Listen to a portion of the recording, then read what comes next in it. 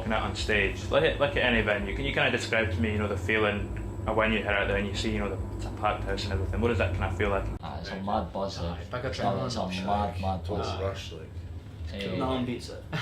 No drugs. Just the kind of all the folk have like paid to see you, eh? Because a few years ago you wouldn't have imagined it. We'd be begging them to pay to see us. Aye. So it's good that they do it themselves. It's a great feeling.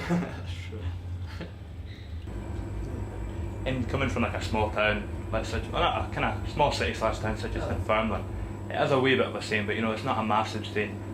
In a sense, what kind of effect does that have upon the sound coming from a town with a slightly smaller scene? Just expect somebody to walk into me by the way. I had a good answer there today. Do you mean like what effect do you think it is if we rise? Like when you kind of trip, it's obviously maybe a slightly easier scene to break into, and you maybe, I don't know, but what kind of effect is? I get what you mean, like there's less competition obviously, Yeah. in Glasgow and the cities and obviously there's more bands, more people, but like there's less pull to actually come to Fife and Dunfermline. It's like, it's kind of, you take the good with the Hopefully bad, we start our own scene Aye. and Fife. And like because we're Doing half decent. other young bands would want to do it. boys would want to come up and do it as well. But you need to come to the cities, you need to come to Glasgow Aye. at the time. No point you sitting on fucking Fife. You're not going to get far doing that. Nah. It's good to go back to though. It's good to go back. And have you noticed any bands starting up? Like kind of, Oh, definitely. Yeah, It's it's not like- fair. yeah, There's a yeah. good scene It's a healthy happening scene. there. PG Malloy's is really good. A lot of stuff going on. It's just that media and other things, like big promoters and that, nobody really pays attention to it. But there is a good scene in Dunfermline. You'd be surprised. A lot of People good just need to bands. go there. Aye. But then who's going to go to a town in the middle of farms? Sure. And when you guys are kind of writing your tunes and you're looking at the songs, the ones that you've released and the ones you've not released and you're playing live, are there themes that you notice kind of recurring within them and kind of lyrically, kind of the themes that come up again and again in your music? I think people can relate to them because we're writing about reality. Aye, definitely. We're not just trying to write a soppy wee pop song. No. We're writing about stuff that's real. So people can relate to that when you write about stuff that's real.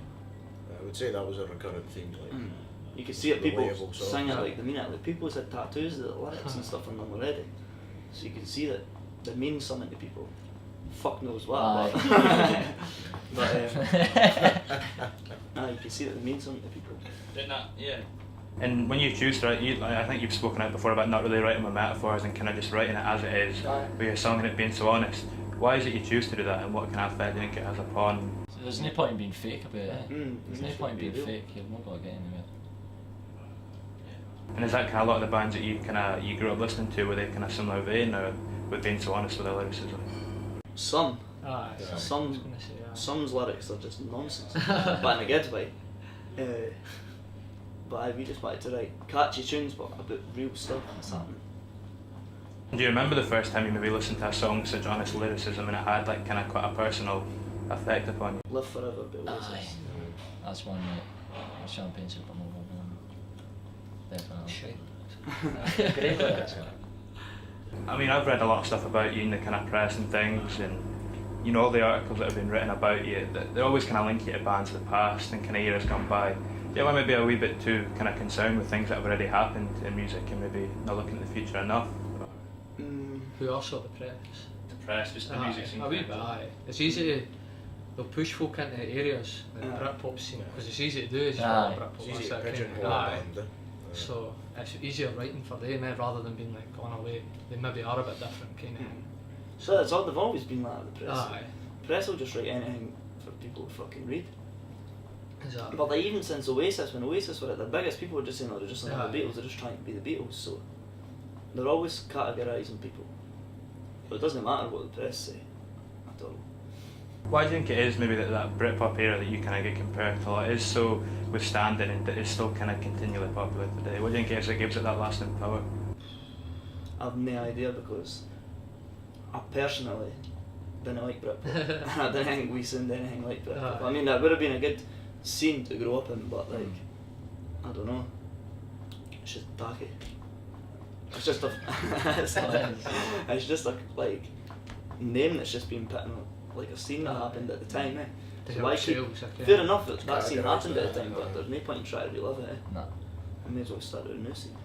If you think you kind of, you know, you saying that you don't sound anything like Britpop, what scene do you think you would kind of fit into if you were to go back to that scene? We just sound. Especially with stuff yeah, that just- coming up, like so much different influences. Like aye, stuff that we've we've all got got different You'll influences. hear it so now, it's- some of the new tunes would be Aye. I mean, you Getting can away from all that. some songs you could still hear influences for different bands, but there's like we're influenced by loads of stuff.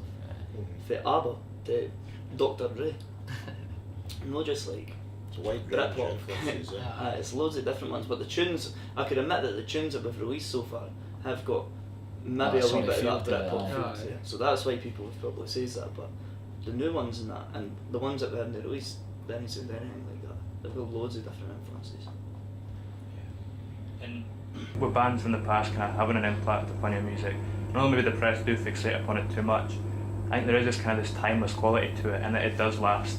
Is that something you kind of that drew you to music? Do you aspire to that kind of timeless quality? No, we want the music to stand the test of time, definitely. I think it will. Pretty 100% confident it will. We just need people to hear it. A couple of years' time once the album's it. What do you think it is about music that, like, what, you know, music that you listen to, do you think that does stand the test of time, and what do you think music needs to do to stand the test of time? And it needs to have meaning. Aye. It's got to mean something. So it's got to mean something to people. If it doesn't mean anything, if it's just a phase that's happened, like you get these things like Britpop and that, when a lot of the Britpop bands, when do you hear about them a lot now? Unless they're doing like 50-year anniversary tours. It's like 30 year ago, or 25 year ago, but Only some of the bands for that scene want to stand the test of time. And that's what I want ours to do. I want them to mean stuff to people that stands the test of time. And do you have any lyrics that kind of stand out to you when you look at your music that you think that you're most proud of, you know, everything you've written? You can't really choose, because once they're written and then the people like sing them back to you, it just means whatever it means to them. aye, You know what I mean? It doesn't like it's hard it's hard to explain. it's hard to explain it like. When you're writing songs, is it very much something that's kind of quite cathartic and it just comes out of you? You don't attention. At the time maybe Aye. you mean something like when you're writing it, but Aye. then you forget what you forget what it means 2 months later, and then it means something different to the people that are singing it back to you. So So it comes a hell of other fucking thing. So- aye, it means whatever people want it to mean. Doesn't really mean anything else, to be honest. Maybe some, but not really. When you're performing those tunes that have this kind of meaning behind them on a stage, and you know you see everyone in the audience resonating with it, when you're recording, are you ever worried? How do you go about translating it so that it doesn't lose that same impact that it has live? Just singing it like you mean it. That's the trick. Sing and play all you mean it. That's it. And one of the things that you know you maybe get a bit from your kind of vibe when you come out and like on stage and stuff, it's kind of like this rock and roll thing, and it's, you know, it's, you look cool when you're up on stage and stuff. I'll take that. Cheers. Was that someone that drew you to like music, this kind of rock and roll kind of vibe and that kind of? I think like it's good when you see people that look cool on stage, because like a lot of special music today, people just look like fucking idiots on stage, to be honest. But it's good when like it's inspired. Well, the music's more inspiring, but it is inspiring when you see people that look cool. Like when you see Elvis on stage, Especially music and fashion. or the right? Beatles or whatever, Aye. they go hand in hand, Aye. music and fashion. Aye, as well. Fashion's just as important. Aye. As the Look at tunes, punk, look at definitely. anything, aye. Making a statement. Aye. The tunes are making a statement, and so's the fashion. So, Definitely. Do you think that rock and roll lifestyle that you kind of see embodied with these people, do you think that's someone that's still alive, or do you think that kind of rock and roll thing that they've been dead now? Nah. everybody's a bit scared there. Aye. They're a bit scared Especially with to- social media. a bit scared to say what they want to say in case. You can't because it's social media and you that. can't get up to stuff because it's social media, because people just video it. You It'd be on can't. social media, and that would be sometimes your career over. Aye. Imagine if the social media was like heavy when the Libertines were kind of like videos and stuff. Aye. Imagine catching videos of Pete Doherty or Liam Gallagher or whatever. Because whenever we get up to nonsense, it gets caught on video, and we look like idiots.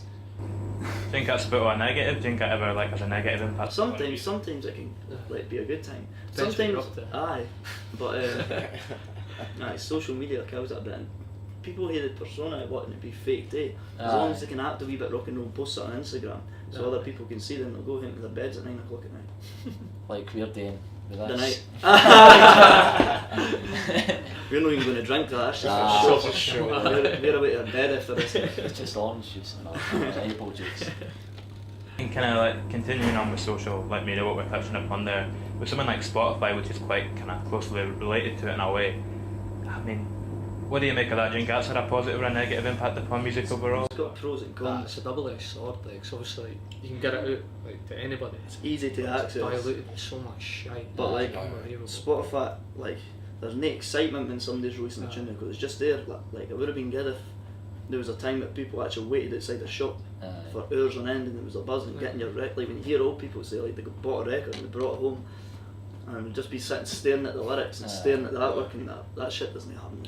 There's no excitement in music. No. Live gigs is where it's at, and that's why gigs are probably dearer because there's no money to be made in music that much anymore. Was that something you guys ever experienced, what you touched upon there, like going down to a shop and buying a record and taking it? I used to buy records. Buy Yeah, records, we but there's still no buy like. records. It's just like there's no buzz behind it anymore. Like if that was the only way to access music, everybody would be going down to buy that record. But because there's only a small like vinyl collectors, like are only people that buy records now, to be honest. Yeah. It's a bit of a shame in a way that it's kind of, I don't know, I feel like physical media is on physical music rather, it's kind of important in a way, like that kind of thing. If you could go choose, so I've just got a couple left, kind of slightly more general ones. If you could go back and choose to record one of your songs at a different time, Every single one. well, no, sorry, what time would you go back and choose to record it in, and what song? Like an era. Yeah, like an era of music. Chasing a Disaster maybe be good in like 60s or 60s, 90s. or 90s would, like you say, the Britpop with some Britpop influences that maybe fit in. 60s or 90s would probably be the best to go back into. And one final question to round it off, to get a bit topical. If you guys had to be Prime Minister, what would be the first thing you would do? I'd Legalise weed. I'd make Buckfast £5. I'd bring back the 10 decky fags. And He's got my vote, by the way. legalise weed's the number one. That would definitely be legal. For PR. Fuck aye. Give me the suit. Fuck Theresa May. Fuck Give me the suit. fuck Make Boris and all, Buckfast like. £5. I'd bring back 10 decky fags, the 3 litres of cider for only £3, and weed. Legal. There we go. Sound Cheers. Thank you very much for that. Cheers for that. Cheers. Cheers.